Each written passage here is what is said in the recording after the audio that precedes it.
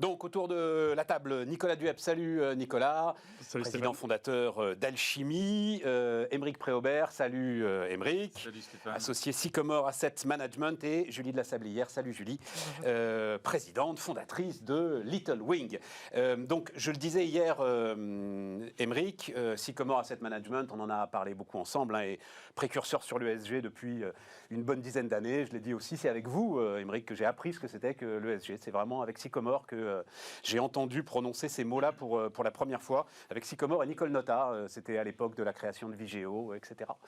Et donc, vous étiez... alors donc, j'en parle au passé, actionnaire d'Orpea.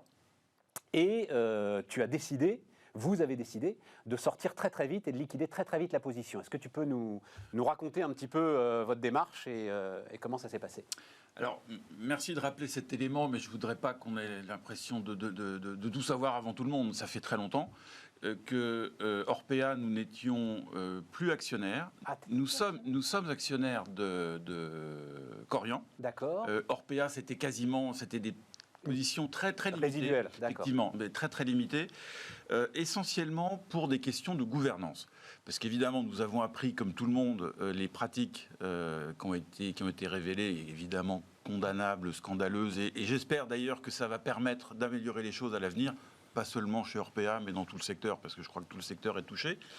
Mais il y avait par ailleurs déjà des sujets de gouvernance identifiés qui nous préoccupaient, d'où ces positions assez limitées. Mais je pense que plus largement, ce scandale... C'est intéressant, ça. Non, attends, ça m'intéresse vachement quand même, parce que donc c'est détectable. Ça veut dire un sujet de gouvernance... Alors, moi, je veux rester très mesuré sur les accusations qui sont contenues dans le livre. Il y a une série d'enquêtes qui sont ouvertes. On verra bien ce qu'il en est. En revanche, le sujet de gouvernance est très intéressant, parce qu'on a vu effectivement qu'il y a notamment une vente d'actions au mois de juillet qui, celle-là, est indéniable. Voilà, c'est un fait. Et comment est-ce que vous détectez ces signaux faibles autour de la gouvernance ? C'est plus une relation au quotidien avec les entreprises, des réponses qui ne sont pas forcément très transparentes, des demandes que l'on formule qui ne sont pas prises en compte, parce que nous ne sommes pas activistes au sens agressif pour faire sauter un management, puisque quand on est actionnaire chez Sycomore, c'est qu'on soutient une entreprise, mais nous sommes des actionnaires exigeants. On a des points d'amélioration.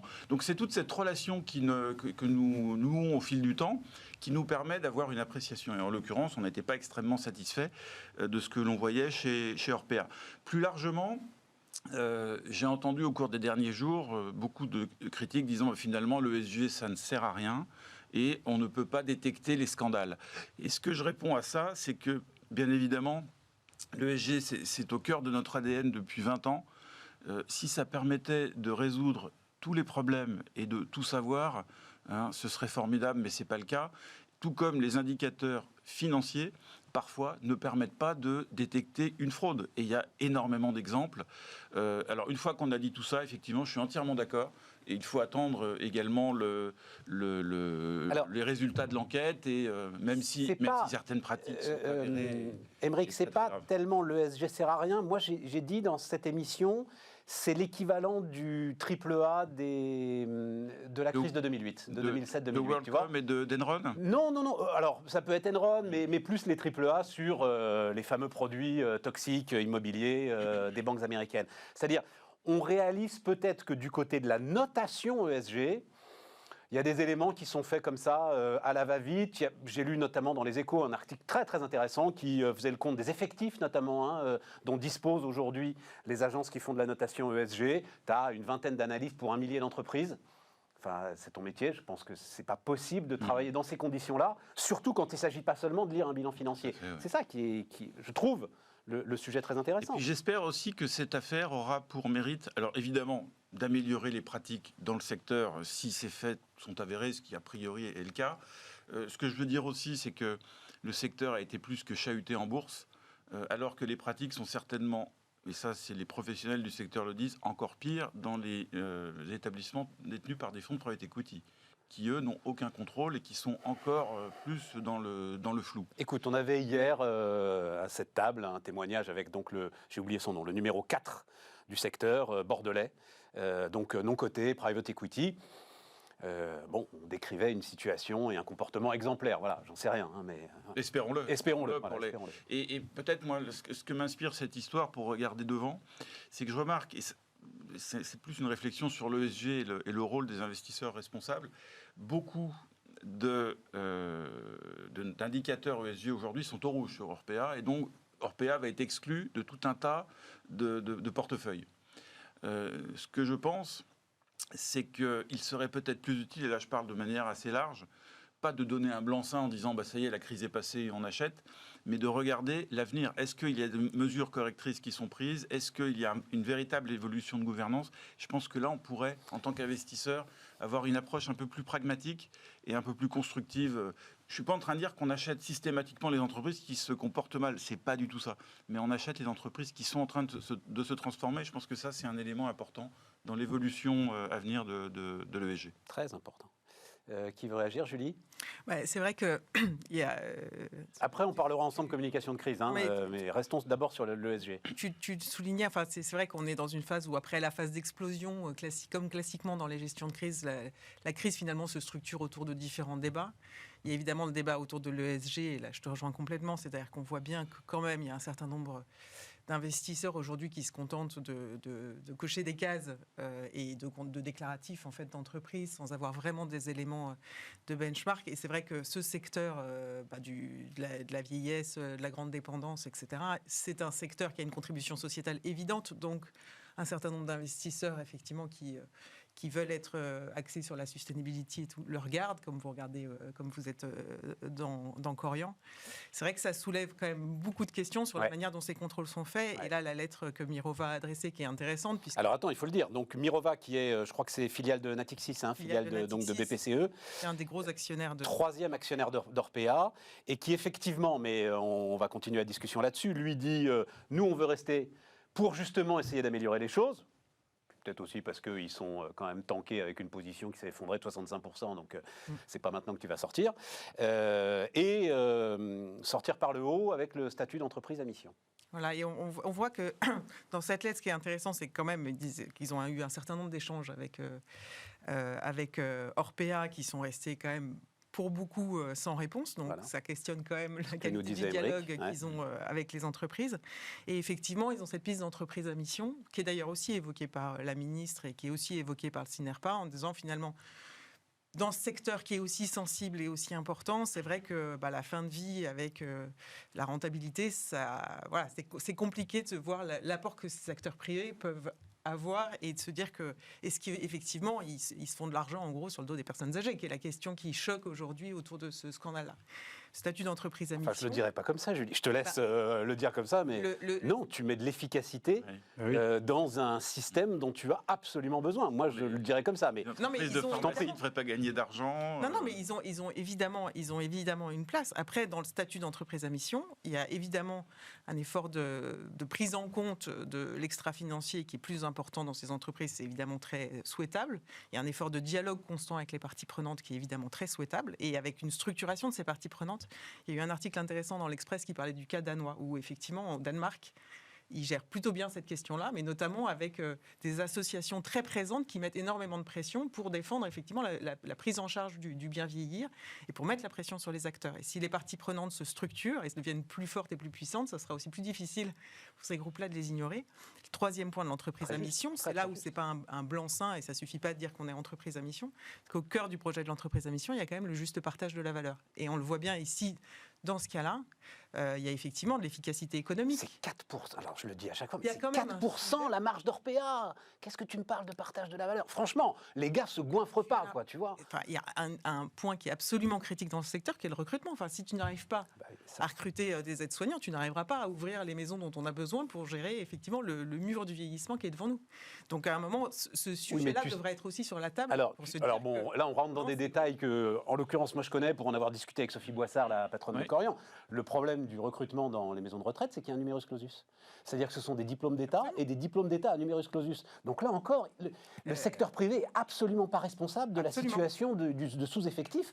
Et je peux dire que Sophie Boissard, elle ne demande que à recruter davantage et à ouvrir ce numerus clausus autour de l'ensemble des professions de santé. Hein. Et ça, c'est effectivement, c'est forcément le débat qui devrait être posé sur comment on paye mieux et on ouvre les capacités de recrutement sur ces profils-là. Sinon, attention toutefois, le sujet d'entreprise à mission que tu connais très bien. le comité de mission, donc tu es sous le contrôle d'un comité de mission que tu as quand même constitué toi-même. Hein. C'est-à-dire qu'il est à ta main, le comité de mission. C'est là où il faut donner des gages de crédibilité de ce comité. Ouais. Ça, c'est essentiel. Ouais. Nicolas ? Moi, je voudrais revenir sur ce débat ou ce procès d'intention sur le privé dans cet univers, à savoir qu'on ne pourrait pas finalement avoir une activité de service pour s'occuper de nos aînés et que ce serait le secteur public qui devrait être en charge de tout ça. Au passage, on a quand même 75% des établissements qui sont des établissements publics. Donc on focalise sur les établissements privés et les dérives qu'il y a eu là-dedans. Mais ça serait aussi intéressant de savoir s'il n'y en a pas dans les 75%. Elles sont plus importantes. Parce qu'il y a eu un rapport du... Donc moi, mon point n'est pas du tout... Quoi, plus importante de quoi? Plus important tout ça? Il y a eu un rapport du Défenseur des droits qui disait que dans les plaintes remontées dans ces établissements, il y en a 45% qui concernent le secteur public, 30% l'associatif et 25% le secteur privé. Donc je ne dis pas du tout qu'on n'a pas besoin du secteur privé, on en a besoin, absolument. Et donc en fait, c'est de revenir sur le schéma classique, où à savoir que on délègue, l'État va déléguer à des établissements privés, donc il y a un cahier des charges, il est extrêmement précis, il y a des prestations comme des concessions d'autoroutes ou des concessions d'aéroports qui sont à suivre, puis après il y a des autorités de contrôle. Et donc là on retombe sur les ARS, donc les agences régionales de santé, dont on a découvert à peu près le rôle au moment du Covid. Il y aurait à peu près 60 contrôleurs en France. Donc effectivement, c'est pas assez, il n'y a pas le temps d'aller voir. Et puis, donc on revient à nouveau sur un souci d'efficacité de la dépense publique, parce que si on augmente de 60 000 nos fonctionnaires l'an dernier, qu'est-ce qui se passe pour de vrai dans ce back-office? Qui va véritablement vérifier ce qui se passe dans les EHPAD? Et là, on a un back-office de l'État. Et on a un jeu d'équilibre qui doit fonctionner, qui fonctionne dans plein d'autres industries, et dont là, on a... Et moi, je trouve que je suis plus alerté par le warning qui arrive de la non-vérification par les pouvoirs publics et donc par les ARS, puisque c'est eux qui sont en charge du truc. Enfin, les pouvoirs publics, mais les familles, elles sont où dans cette histoire-là? Alors, pardon, après, je dis comme ça. Voilà. Mais enfin, je veux bien, moi, qu'à chaque fois on dise, enfin, l'IGAS et tout ça, c'est quand même des services pléthoriques. Enfin, je ne comprends pas où sont les familles dans cette histoire. Après, voilà. Si la situation est à ce point épouvantable. Après, on peut réouvrir le dossier qui est au-dessus, qui est après la place de nos aînés dans la société, ou au moment où on parle... C'est quand même d'abord, enfin le libéral que tu es, c'est quand même d'abord une responsabilité individuelle, non? Bien, moi, je suis entièrement d'accord. Donc, d'ailleurs, ce qui me choque, c'est qu'il y ait 75% d'établissements publics dont on se connaît les limites, d'ailleurs dans l'hôpital et à côté, et que derrière, on focalise juste sur ces 25% où... il peut y avoir des dérives, mais enfin, c'est pas non plus incorrigible. Et puis, ça doit être une prestation de service qui est rendue et qui n'est pas forcément assurée par tout le monde, quoi. Bon, juste pour en revenir est-ce que c'est pas le premier ESG warning? Comme il y a eu des profit warnings qui pouvaient... Donc, je crois que c'est 15% du capital d'Orpea qui a été largué par les institutionnels la première après-midi, donc quand Le Monde... c'est quand même une boîte à 4 milliards, hein, c'est pas une petite chose. C'est pas la première fois qu'il y a un impact ESG avec cette force, cette vitesse. Le premier ESG warning, c'était Volkswagen quand même, hein, avec le scandale de septembre 2015. Et là aussi,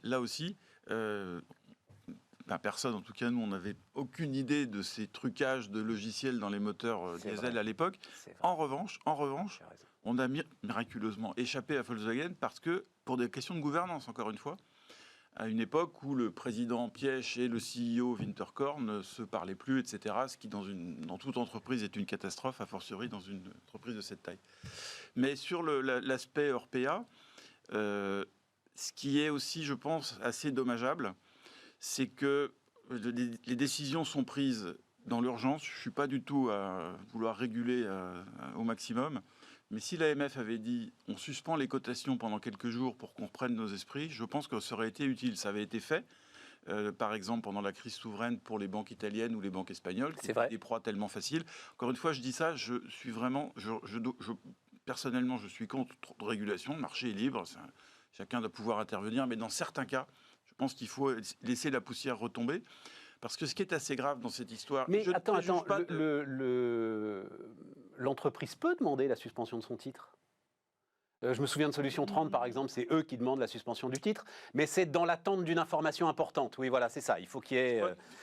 D'accord. Tu as raison, mais les conditions... Les conditions sont assez draconiennes. Oui. Et ce qui est très grave aussi dans cette affaire, et je ne préjuge pas de la gravité des faits qui vont être...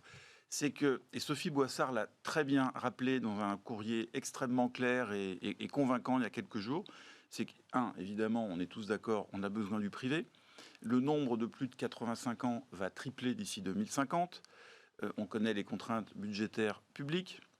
Et c'est évidemment une nécessité absolue de prendre soin des personnes les plus âgées et les plus fragiles. Et pour cela, aujourd'hui, ces modèles d'entreprise sont mis en danger. Alors, évidemment, le cours de bourse a baissé, c'est pas très agréable qu'on est actionnaire, mais je mets ça de côté, on va s'en remettre, mais ces entreprises sont fondamentalement déstabilisées. Le modèle, je ne sais pas si vous le connaissez, mais ce sont des particuliers qui achètent, par exemple, une chambre, achètent des lits. Plus personne ne veut investir. On était hier avec un gars qui avait vendu beaucoup de ses chambres à ses clients, absolument. Grave. Et quand je vois, et là encore, je trouve que c'est assez dommage de réagir autant à chaud, l'émission Cash Investigation. Le cours de Korian a baissé de 17% en une journée. Il y a quelques jours, ça avait déjà beaucoup baissé. Sur un tweet d'Élise Lucet. Voilà, disant que j'ai des révélations dramatiques sur Korian dans quelques semaines, etc. Bon, ok, très bien. Ce qui est, je trouve, mais lamentable, c'est qu'une personne qui se dit journaliste d'investigation, qui fait son travail et qui le fait peut-être bien, quand elle est mise en cause, silence radio, parce que Sophie Boissard a dit une chose, la CEO de Korian, a fait une proposition que je trouve à la fois courageuse et pleine de transparence en disant « Je souhaiterais participer en direct à l'émission ». En direct, c'est-à-dire pas coupé, pas de montage. Je réponds. La seule chose, c'est que je souhaiterais avoir accès au reportage, pas pour vous demander de ne pas le diffuser, c'est évidemment votre droit éditorial le plus strict, mais pour pouvoir préparer des réponses, si certains éléments ne me semblent pas convenables. Donc c'est une proposition que je trouve tout à fait transparente et de bonne logique. Il n'y a pas eu de réponse de Cash Investigation depuis. C'est tellement pardon, c'est de la cuisine journalistique, mais en fait, c'est pas la première. Sophie Boissard a demandé ça à Cash Investigation, et systématiquement, Cash Investigation répond non, on travaille pas comme ça. Et tu trouves ça normal ? Moi, j'ai pas d'avis là-dessus. Oui, d'accord. Julie, voilà, tu le donnes. Moi, je refuse de parler. Voilà, exactement. C'est vous qui d'être le débat. Là-dessus, c'est vous qui portez le débat. Moi, j'ai un avis forcément biaisé en tant que professionnel. Non, mais je comprends bien. Je comprends bien. Non, je dois t'avouer. Alors. Évidemment, elle est totalement insoupçonnable. En jeu, il y a des emplois, il y a le développement d'une entreprise, il y a tout un... Non, et surtout, en plus, cette émission n'est pas prête. C'est-à-dire que cette émission ne sera diffusée que dans 3 mois. Et très franchement, je le dis, voilà. Plus aussi long. Mais oui, bien sûr, ou dans plusieurs semaines. Ça fait plusieurs mois qu'ils sont dessus et ils sont déjà... Et elle est évidemment totalement insoupçonnable, Élise Lucet. Mais j'espère pour elle qu'il n'y a pas dans son entourage quelqu'un qui a des actions Korian et qui les a vendues 2 jours avant son tweet, quoi. Voilà, j'espère juste ça. Parce que c'est vrai qu'il est surréaliste, ce tweet. Mais pardon, Émeric, c'est la réaction du marché aussi qui est surréaliste. Tu vois, enfin, je veux dire... Julie, qu'est-ce qu'ils auraient pu faire ? Enfin, je ne sais pas comment te poser la question, mais comment on gère une crise pareille ? Parce que j'ai quand même l'impression que dans cette histoire, en termes de gestion de crise, quelqu'un n'a pas fait son boulot.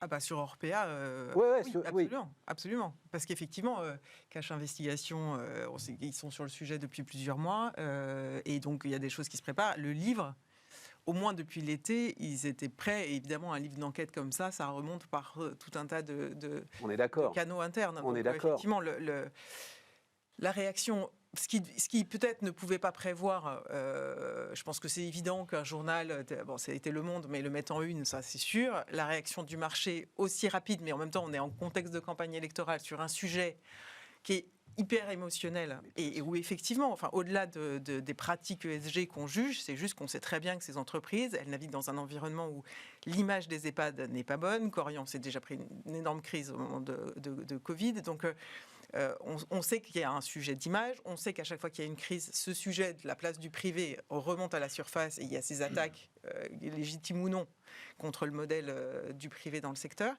Donc il y a tous les éléments pour que ce soit hautement inflammable. Est-ce qu'on peut pas, l'un de tes confrères, Jean-Christophe Alquier, qui vient nous voir aussi régulièrement, racontait en fait qu'ils ont laissé monter une sorte de gaz sous pression sans jamais à aucun moment ouvrir une soupape qui aurait pu au moins préparer les uns et les autres à ce qui allait se passer. Normalement, on fait ça, quoi. Oui, c'est ça. Évidemment, tu ne peux pas éviter la crise, mais au moins tu essayes de préparer les gens à la crise. Ce qui était intéressant, mais je ne pense pas rétrospectivement, c'est que Orpea avait publié sa première lettre aux actionnaires quelques semaines avant la sortie du livre. Ils n'avaient jamais fait de lettre aux actionnaires, donc c'était leur première. Est-ce que c'était un moyen d'y répondre? En même temps, je ne vois pas bien quel effet ça a pu avoir pour dégonfler cette poche de gaz ou permettre de...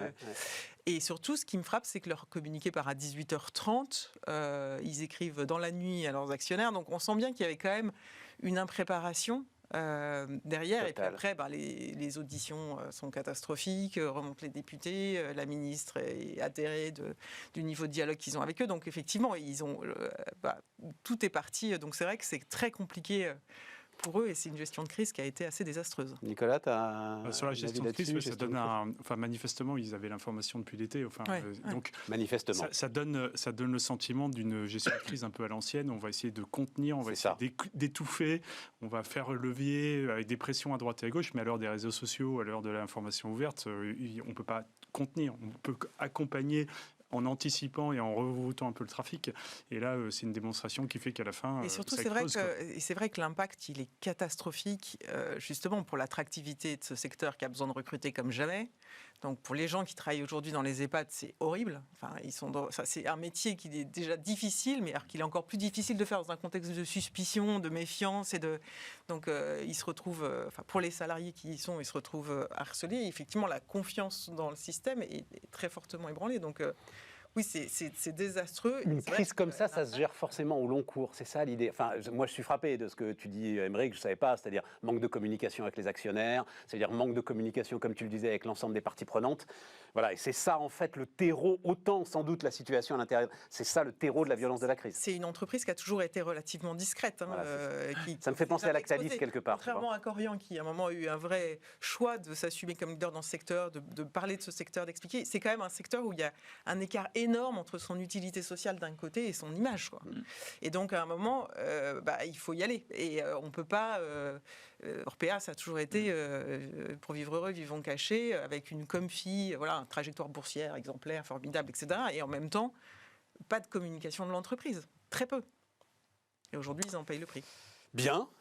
Juste alors un dernier mot là-dessus, Aymeric, sur cette question effectivement d'impact. C'est-à-dire, alors il se trouve que j'écoutais ce matin Patrick Pouyanné, très impressionnant, raconter la mutation de Total, voilà, et son plan de mutation. C'est-à-dire, toi, tu es effectivement dans l'idée, mais c'est un peu ce que dit aussi Mirova, dans l'idée que ton rôle d'actionnaire ESG, c'est d'accompagner les mutations et pas de sanctionner les secteurs qu'il est aujourd'hui très facile de sanctionner, c'est ça le truc? Non, absolument.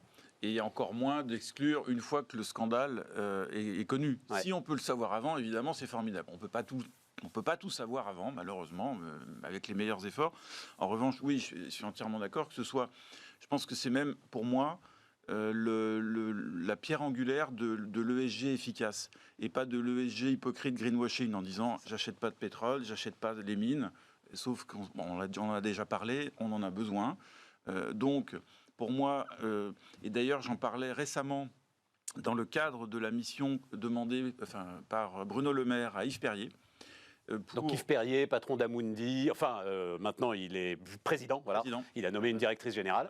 Voilà. Patron d'Amundi, qui est le 9e gestionnaire d'actifs au monde, je crois. Le seul non-américain. Voilà, et qui vient de passer les 2000 milliards d'ailleurs d'actifs sous gestion. Ouais. Exactement. Et l'idée, la question posée, c'est comment décarboner réellement les portefeuilles et comment on fait. Et donc Yves Perrier a consulté assez largement donc, un certain nombre d'asset managers dont on faisait partie, mais pas seulement. Et c'est ça qui est intéressant. On n'est pas les seuls parties prenantes, aussi des organisations gouvernementales et enfin des entreprises. Et ce que j'ai trouvé intelligent de la part de cette démarche, c'est que les entreprises contactées ont été les vrais pollueurs. C'est-à-dire pas ceux qui sont à la marge du problème, mais c'est par exemple constructeurs automobiles, la Fédération française de l'aluminium, il n'y a pas plus consommateur d'énergie le que ciment, ça. Le ciment. Le ciment. Et donc c'est ça. Et effectivement, et la conclusion, alors je ne vais pas donner les conclusions du rapport, parce que Yves Perrier rendra son rapport à la fin de ce mois, mais ce qui sortait de ces échanges, c'est que sa question était la suivante. Il ne comprenait pas que les portefeuilles verts achètent uniquement des sociétés vertes. Et je lui ai dit, je suis entièrement d'accord. C'est bien d'en acheter, parce qu'il faut soutenir les fabricants évidemment d'éoliennes, etc. Mais pour moi, le plus important, c'est d'acheter le brun qui sera vert demain. ne faut pas acheter le brin qui reste brin. La mine de charbon qui a pour juste objectif d'augmenter la production, comme c'est le cas de beaucoup de mines en Chine, là, il faut être un peu sérieux. Mais en revanche, pour faire avancer les choses, ça c'est par exemple, et Total, c'est un très très bon exemple, parce que c'est pas du discours ce que fait Patrick Pouyanné. Les faits sont là, et l'argent est là, surtout les capex sont là. Et je pense que c'est un petit peu la même chose dans le cadre de scandales très majeurs comme celui d'Orpea, voir si réellement, à partir de maintenant, il y a des changements de pratiques. Entreprise à mission, super. Je pense que c'est un petit peu la partie émergée de l'iceberg. Il faut que fondamentalement, il y ait des... Enfin, si les faits sont avérés, qu'il y ait des changements de pratiques, peut-être un peu plus de contrôle. Enfin bon, il y a beaucoup de choses à faire et je pense que c'est ça le rôle d'un investisseur responsable, c'est de suivre ses progrès. Sans complaisance, mais avec lucidité. Un mot. Mais en tant que société cotée, nous, on reçoit de la part des fonds des questionnaires. Certains tous les 6 mois, d'autres tous les ans. Et puis, certains ont des entretiens. Et à la fin, l'an dernier, parce qu'il n'y a pas que les critères verts, il y a aussi les critères de gouvernance, il y a les critères de pratique, de sécurisation, etc. Et qu'est-ce qui a changé, qu'est-ce qui a évolué, etc. Et ils mesurent en fait le différentiel. Donc, ce n'est pas forcément notre point de départ, et pas forcément top à un moment donné, mais ce qui va les intéresser, c'est l'évolution. Et alors, tous les fonds ne le font pas, mais moi, ce que je trouve intéressant là-dessus, c'est que, et là où le ESG est bien, c'est que ça crée quand même une dynamique générale, à la fois pour ceux qui investissent et puis pour ceux qui accueillent les fonds dans le cadre de leur entreprise. Et ça nous force à expliquer le plan d'action. Et je pense qu'au moment où on explique le plan d'action, en tant que société, on est crédible ou on n'est pas crédible. Et un investisseur sait à ce moment-là si c'est du pipeau ou pas. Et vous soulignez tout à l'heure la capacité de détecter des problèmes de gouvernance. C'est à ce moment-là qu'on voit bien si c'est du greenwashing ou du social washing et si la société évolue dans le bon sens ou pas. Et donc ça, c'est pour nous des rendez-vous qui sont assez importants, au-delà de l'aspect modèle économique et l'aspect financier. On a des rendez-vous ESG et on fait attention de bien les préparer, quoi. Julie, tu as un dernier mot ? Non, la question, c'est que, pour envisager une sortie de crise sur Orpea, il faut se dire qu'est-ce qui fera que ça ne pourra pas se reproduire. Et la réponse ne peut pas être on va mettre plus de contrôle public de l'autorité publique. Donc il faut bien que ces entreprises, elles trouvent leurs moyens de régler leur gouvernance. Et c'est pour ça que l'entreprise à mission, normalement, elle doit être une réponse. Elle peut être une réponse, en tout cas. Et sachant qu'on parlait... C'était intense. Ouais. Moi, je veux bien qu'on fasse l'heure là-dessus, mais... On parlait de le comité mission est nommé par l'entreprise. Ouais. Je crois, vous me dites si je me trompe, que les entreprises à mission doivent être, entre guillemets, validées, auditées par des cabinets indépendants qui valident qu'effectivement la mission est remplie, que les choses sont faites correctement. Donc ça se passe comme ça, je crois. Absolument. Il y a un audit financier et un audit extra-financier. Il faut faire les choses sérieusement. On marque une pause.